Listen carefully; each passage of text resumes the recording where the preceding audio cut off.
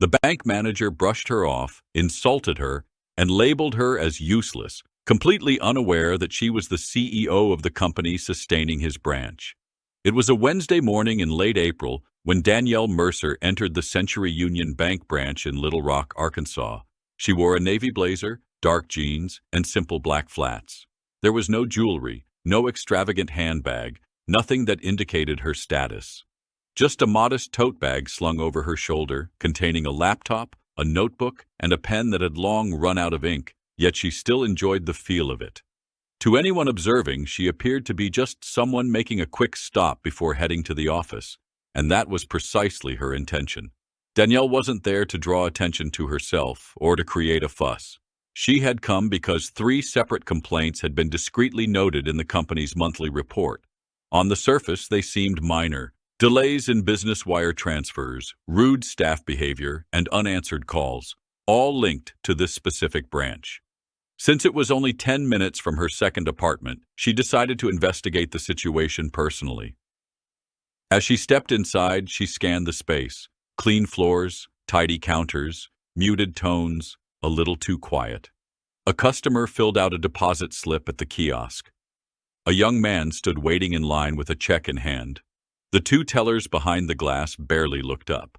Danielle walked to the front desk where a woman in her mid-40s sat, typing something with exaggerated slowness. "Hi there," Danielle said, her tone friendly but firm. "Is the branch manager available?" The woman glanced up, eyes flickering to Danielle's face, then her clothes. "Do you have an appointment?" "No, but I'm with Richardson Holdings. Just need a few minutes." The woman hesitated, then picked up the phone and dialed an extension. "Somebody from one of the account clients." "She says she needs a few minutes," she murmured, covering the receiver with her palm as if Danielle couldn't hear her anyway. A minute later, the branch manager walked out from the side office. Ronald Stratton, mid-50s, khaki slacks with a light blue button-down and the kind of tie you wear because you have to. His expression was polite but thin. "Mom, we're quite booked today," he said as he approached, not offering a handshake. "What exactly do you need?" Danielle offered a smile. "I wanted to check in on some recent feedback we've gotten about this location. A few of the business services flagged delays and—" "Hold on," Ronald said, holding up a hand like he was stopping traffic. "You said you're from Richstone?" "Yes," she answered. "And they sent you here to check on us?" "Just me today, I manage." "So they sent you." He gave a small laugh under his breath, more to himself than to her. "All right, well, what kind of delays are we talking about?" Danielle's smile didn't fade, but her voice dropped half a notch. "A couple of issues with the business wire process, a lack of response to client calls, things like that." "Well, those aren't under my direct control," he said quickly. "We're understaffed and overregulated. Most of these complaints come from people who don't understand how banking works." His tone was sharper now, defensive. She wasn't even sure he was talking to her anymore. "I get that, but these were pretty specific cases," Danielle said, trying again. "And since Richstone moves a lot of volume through this branch, we thought—" "Let me stop you right there," Ronald said, waving a dismissive hand. "Look, I've been in this business 30 years. I know when people are trying to micromanage something they don't understand. No offense, but this isn't a daycare center. We don't need random employees showing up with checklists." He turned slightly, adjusting his tie, then muttered something under his breath. Danielle wasn't sure she heard it right, but then he said it again, louder this time, like he wanted it to land. Figures they'd send the useless one. Everything in the lobby froze for half a second. A young teller behind the glass paused mid-scan of a check, eyes flicking toward them. A man in line looked up, brow furrowed. Danielle stared at Ronald, her expression calm, not blank, not hurt, just still. She took a slow breath. "I'd like to speak to the regional director," she said evenly. "Today, if possible." But Ronald laughed, dry and sarcastic. "And I'd like a vacation home in Naples. Let me guess, you want a coffee while you wait too?" Danielle opened her tote bag, quietly, no rush. She pulled out a sleek black business card case, flipped it open, and handed him a card with her name in embossed lettering across the top. He stared at it, then looked up at her, then stared at it again. CEO, Richardson Holdings Group, Danielle Mercer. But before he could speak, the silence between them had already said enough. Ronald's mouth hung open just slightly. He didn't blink. The only thing that moved was the card in his hand. Subtle tremble, like it suddenly weighed more than it should have. His eyes traced her name again, as if hoping some fine print would tell him this was all a misunderstanding. But Danielle said nothing. She didn't rush to explain, didn't clarify. She just let him sit in that moment, in the very room where he'd decided she was beneath his time. He started, the sound barely leaving his throat. You're the CEO? She gave a single nod. Calm, controlled, still not angry. She didn't need to be. From behind the counter, the younger teller, a woman maybe in her late 20s, lowered her eyes awkwardly and pretended to be typing something, though her screen hadn't changed. The man waiting in line stepped aside, quietly pulling out his phone as if pretending to scroll, but clearly following what was happening. Danielle gestured toward the office doors. Shall we? Ronald blinked again. Right. Yes, of course. This way. He turned and led her toward the glass-paneled conference room, but his usual stride had vanished. It wasn't confident anymore. It was slow, cautious, like he'd forgotten how to walk with purpose. He fumbled the handle slightly before opening the door for her. Once inside, Danielle sat, crossing one leg over the other. Ronald stayed standing. I want to clarify something, he began, forcing a laugh that didn't fit. Obviously, I didn't realize who you were. I thought, well, honestly, I assumed you were from one of the satellite teams. You assumed a lot, she said, her voice still level. He chuckled again, nervous this time. It's not personal. Again, nervous this time. It's not personal. We get people in here all the time claiming to be from headquarters. Usually they want things that don't even fall under our scope. They don't get the pressure we're under, the red tape. She raised her hand just a little. He stopped mid-sentence. I'm not here to argue about pressure, Ronald, she said. I came in because we received specific complaints. They weren't from random clients. They were from 3 of our top-tier partners who've banked with us for years. You may not realize it. But this branch handles nearly 30% of Richstone's wire transfers. When that stops running smoothly, it matters. He swallowed hard. Danielle leaned forward slightly, not threatening, just clear. And then, instead of taking 5 minutes to listen, you decided to size me up based on how I looked. You interrupted me 3 times, then you called me useless, in front of your staff, in front of customers. His eyes dropped to the table.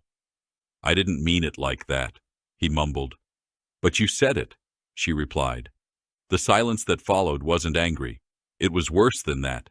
It was exact, precise, a stillness that required no explanation.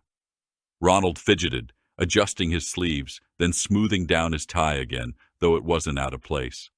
I'd like to speak with your regional director before noon, Danielle said, checking her watch. You'll call and make that happen. I'll wait here. He nodded quickly. Yes, of course. And Ronald? He looked up. Going forward, assume everyone who walks through that door deserves your respect, regardless of their title. Ronald nodded again, but there was nothing left in his eyes but confusion. Shame and ego were fighting it out behind his face, and shame was losing. Danielle leaned back in the chair, opened her tote again, and pulled out a notepad. She began writing calmly, without looking at him. He stood there for another few seconds before stepping out and gently pulling the glass door closed behind him. Outside the room, the energy had changed. The front desk staff wasn't pretending anymore. The tellers had seen and heard enough to understand what just happened. Nobody was talking, but eyes were meeting. People were connecting dots. Back inside, Danielle's pen scratched across the page. She wasn't writing anything important, just notes to keep her hands busy. She didn't need to report the disrespect. She was the disrespect. She was the report. But what she didn't know yet was that her presence had stirred more than just one manager's nerves. Someone else in the branch had been waiting for a moment like this. 10 minutes passed. Ronald hadn't returned yet. Through the glass wall, Danielle could see him on the far side of the branch, phone pressed tight to his ear, pacing in short, anxious loops near the printer station. He wasn't talking anymore, just listening and nodding to no one. A few minutes later, A soft knock tapped against the conference room door. It wasn't Ronald. It was the younger teller. Light brown curls pulled into a loose bun, name tag slightly. "I'm sorry," she said softly, standing in the doorway. "Sorry to interrupt. I didn't want to let the moment pass without saying something." Danielle looked up. "Go ahead. I'm Renee Mathis," the teller said. "I've only been here 6 months. I was right there when Mr. Stratton said what he said. And honestly, it wasn't the first time. He talks like that, to women, to younger staff, to anyone he thinks won't push back." Danielle didn't react. She let Renee speak. "I didn't say anything earlier because, well, I need this job," she continued, eyes flicking toward the hallway. "But the way you handled it, quiet, calm, direct, that was something I haven't seen before. You didn't yell, you didn't flex, you just held your ground." And he folded. Danielle smiled slightly. "I didn't need to raise my voice." Renee stepped in a little further. "If anyone from HR or corporate does a follow-up, I'll talk. I've got a little bit of a conversation. HR or corporate does a follow-up, I'll talk. I've got stories. There are others, too. They're just scared." He plays favorites, uses tone as a weapon, acts like we're beneath him. Danielle nodded.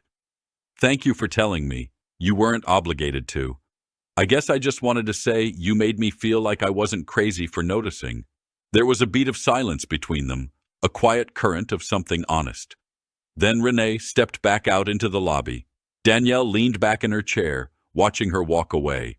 She wasn't surprised. Disappointed, sure, but not surprised. She had seen it play out before, at conferences, in client meetings, during hiring panels, the assumptions, the tone changes, the sideways comments wrapped in fake smiles. The difference was this time, it was so casual, so public, as if Ronald had done it 100 times before without consequence. But this time, he'd picked the wrong person. The door opened again. Ronald stepped inside, a little more subdued now. His tie was loose. His hand gripped a manila folder like a life raft. "The regional director is available by video call," he said quietly. "They've cleared 15 minutes, starting now." Danielle gave a small nod and rose to her feet. "Good, set it up." He clicked the monitor on, tapped a few buttons, and soon a window opened on the large screen. A face appeared, mid-40s, dark suit, silver earrings, clean voice. "Good morning," the woman said. "Is this Ms. Mercer?" "It is," Danielle replied. "I'm Teresa Landon, Regional Operations. We weren't expecting you at this branch." "That was the point," Danielle said. Teresa nodded. "Understood." Ronald stood to the side, quiet now, folding into the background like a coat rack. He looked like he wanted to disappear. Danielle stepped forward and spoke clearly into the camera. "There have been issues with this branch, small ones stacking over time, and today I experienced something firsthand that confirmed a few concerns I've had about the management approach here." Teresa's face didn't flinch. "What kind of concerns?" Danielle glanced toward Ronald, then back. Inappropriate language, a dismissive attitude, assumptions made about rank and value based on appearance. It wasn't just impolite, it was unprofessional and indicative of deeper problems in culture. Teresa inhaled slowly. "I appreciate your transparency. I'll begin a review immediately. Can you remain on site for the next 30 minutes? I'd like to schedule preliminary interviews with some of the staff if they're willing." "I'll be here," Danielle said. Ronald looked up then. "May I?" But she cut him off with a glance. "Not now." He looked down, but the quiet in that room wasn't empty. It was charged, and for Ronald, it was just the beginning of consequences he never expected to face. Danielle didn't need to speak to Ronald again. Not right now. She remained seated in the conference room while staff were quietly pulled aside for individual interviews via webcam with Teresa Landon's team. One by one they entered, nervous, cautious, but the longer it went on, the clearer it became that something had been lifted, like a door cracked open after years of being stuck. First came Renee, then the assistant manager, Kendall Rhodes, who'd been silently enduring for over a year. Then a part-time employee from the operations desk who shared that she'd stopped offering suggestions in team meetings because Ronald always made her feel stupid in front of others. Each story came with a different tone, a different hurt, but the pattern? That was loud. Danielle remained quiet through it all, taking mental notes, not just about Ronald, but about the people, their courage, their restraint. How many had swallowed moments like the one she'd just lived through and convinced themselves it was better not to speak? A knock broke her focus. It was Ronald. Again. This time, he didn't wait for permission.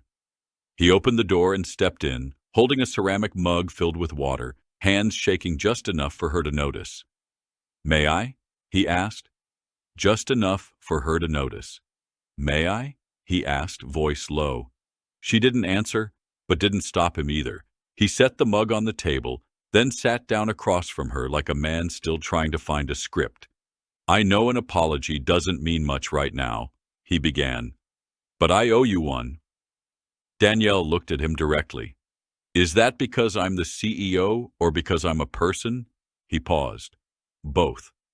"That second one should have been enough," he nodded, but there was a tightness in his throat he couldn't swallow down. "I've worked my whole life to get to where I am," he continued. "And I've seen this industry chew people up. It's easy to get cold. That's not cold, Ronald. That's something else." He looked at her then, like maybe for the first time. Not at her clothes, not at her skin, not at her voice. Just her. "I misjudged you," he said. "Worse than that, I disrespected you, and the truth is I probably do that more often than I realize." Danielle said nothing for a moment. Then she asked calmly, "Why do you think that is?" He opened his mouth to answer, then closed it again. "You want the truth?" he said finally. "Because I've always gotten away with it, because nobody checked me, because sometimes I see someone walk in and I assume they're not in charge, and if I'm being real, I assumed even less the second I saw you."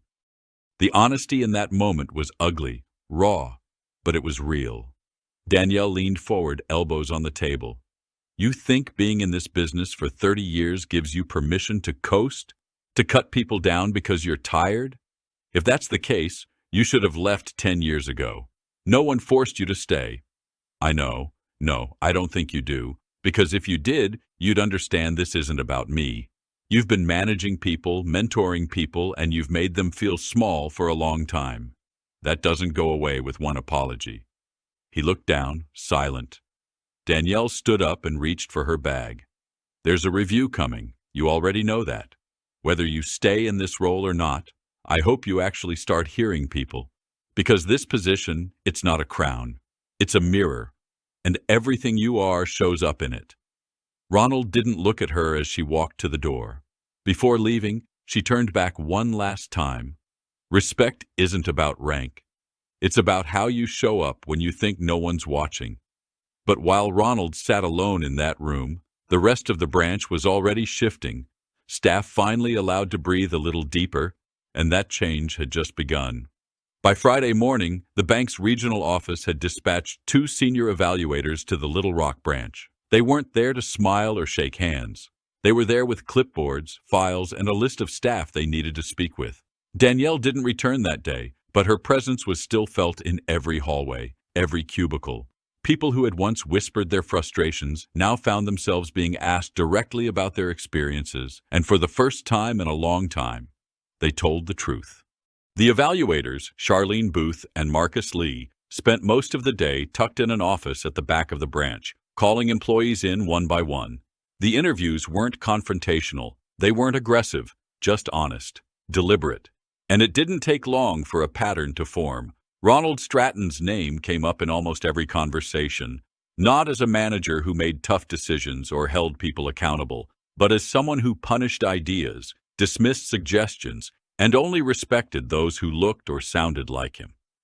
Kendall, the assistant manager, shared how Ronald once made a comment about her overreaching when she suggested a new client process, even though her idea later became standard at another branch. She'd been pushed to the background ever since. Another staff member, Brandon Poe, said Ronald regularly called him kid, even though he was 34 and had a decade of experience in finance.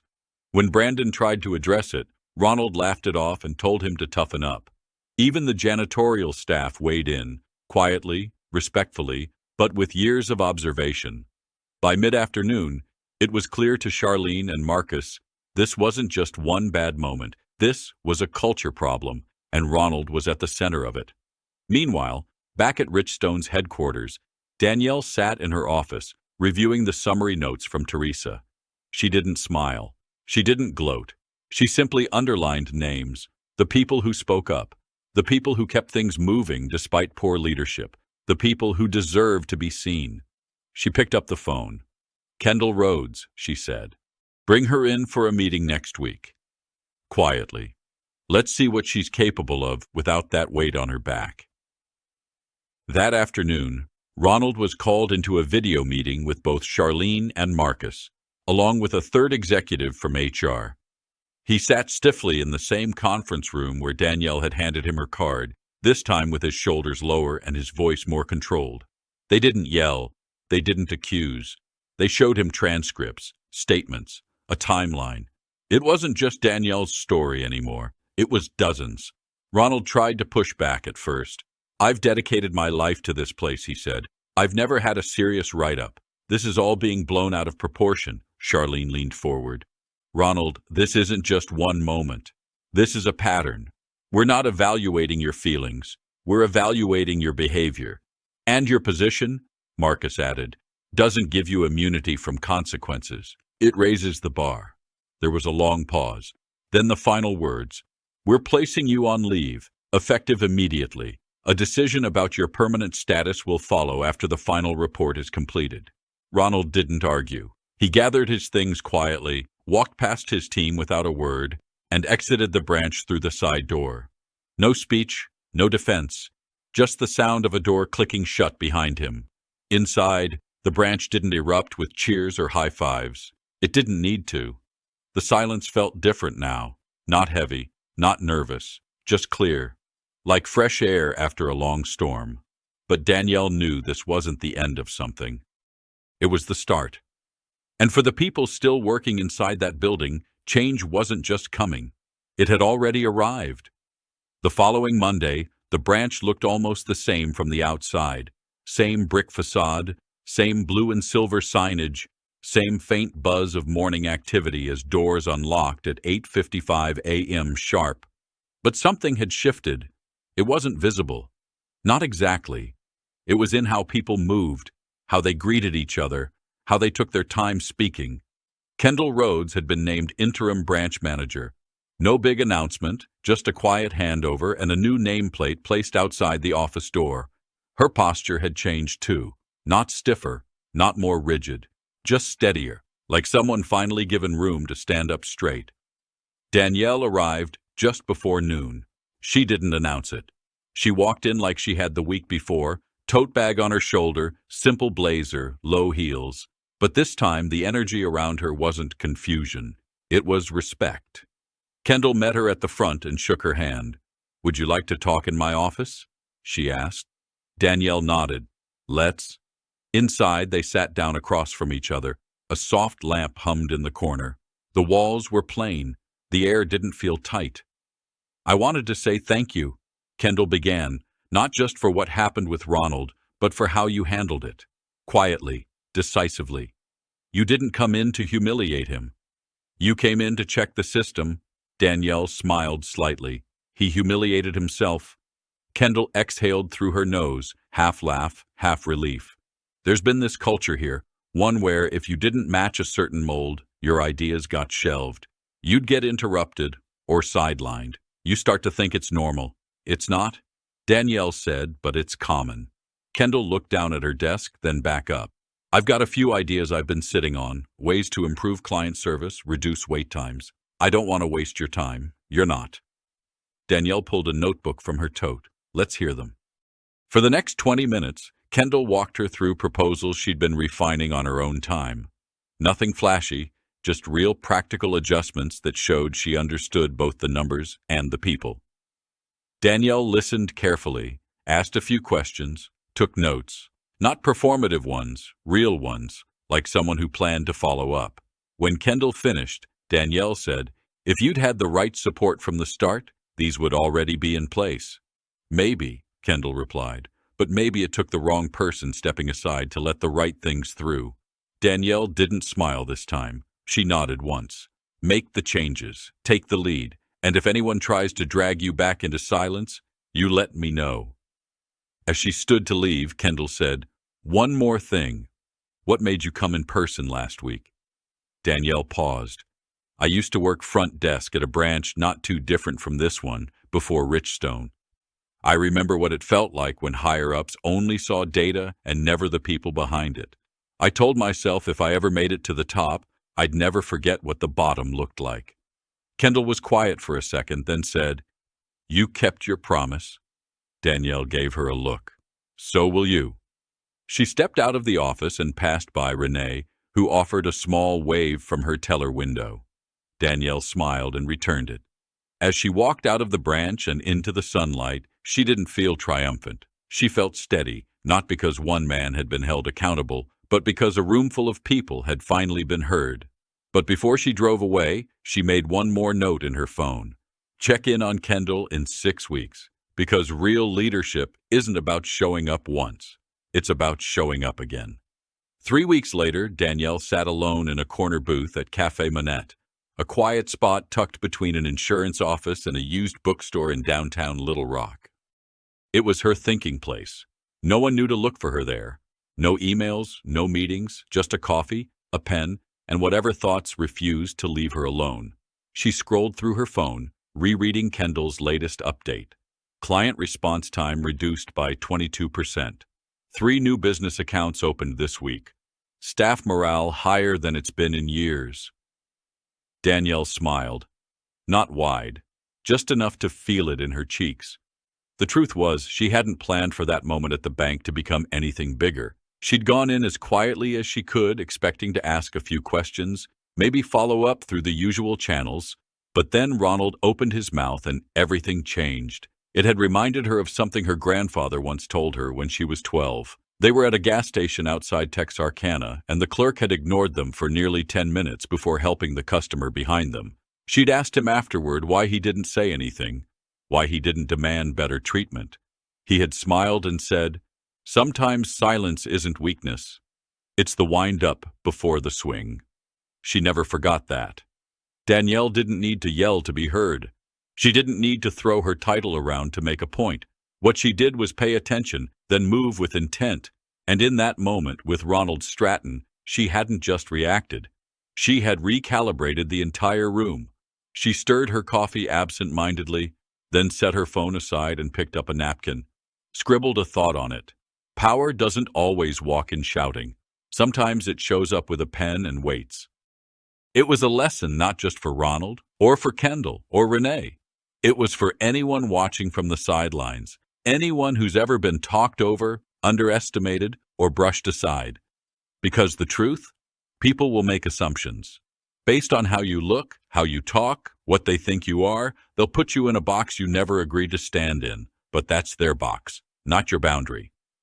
Danielle had no intention of becoming a symbol, but in quietly calling out the behavior, in demanding better without saying more than she had to, she became something else entirely, a reminder that the loudest person in the room isn't always the one in charge. She finished her coffee, folded the napkin, and slipped it into her notebook. Before she left, she called the regional office, left a short message for Teresa Landon. "Tell her thank you," Danielle said, "for listening, for acting fast, and let her know Kendall's doing better than good." She hung up. And as she walked to her car, the weight of the past few weeks didn't feel heavy anymore. It felt necessary. Because leadership isn't about title or salary or sitting at the head of the table. It's about how you treat people when you think you don't need anything from them. It's about how you handle power when no one's watching. So here's the truth. You don't have to shout to make noise. You don't have to fight to be right. But when the moment comes to speak, speak clearly.